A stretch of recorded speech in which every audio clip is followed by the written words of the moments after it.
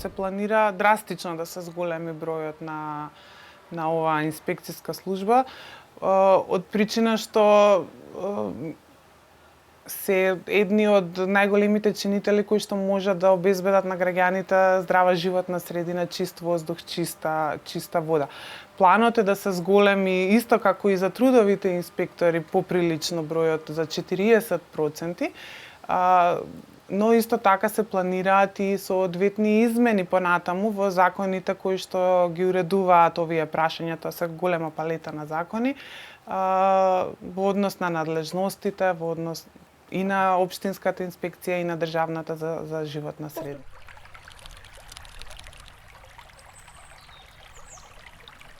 Неспорен е фактот дека во однос на опрема и лаборатории имаат голема потреба, особено овие инспектори како што се и здравствените и уште неколку други. Се работи во насока да се допремат, меѓутоа во однос на модернизацијата би сакала да се осврнам на еден проект кој што интензивно го работиве изминативе 2 години, но очекуваме сега од есенва да се видат резултатите, а секако тоа ќе ги опфати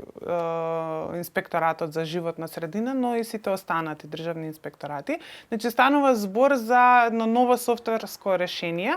кое што ќе треба да го дигитализира целиот процес на вршење на инспекцијски надзор. Буквално од планирање на надзори па се до спроведувањето на надзорите, изрекувањето и следењето на реализацијата на мерките.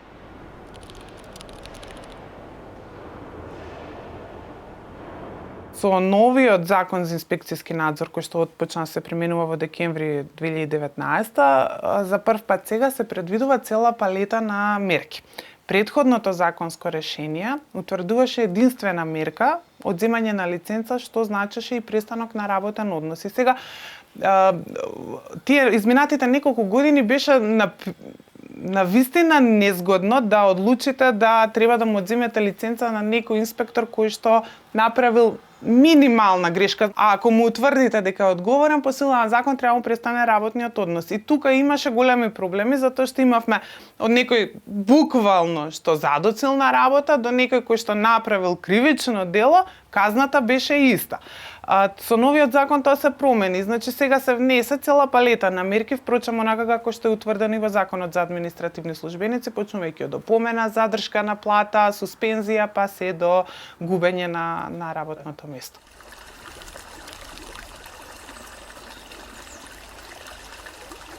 Исто како и во животна средина и останатите инспектори, да, има кои што добиваат закани, некој пат се и физички нападнати, за жал,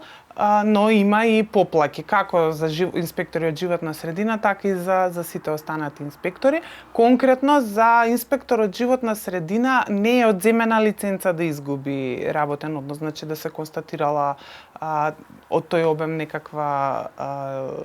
неусогласеност или незаконско постапување, меѓутоа во изминативе 2 години се одземени вкупно 4 лиценци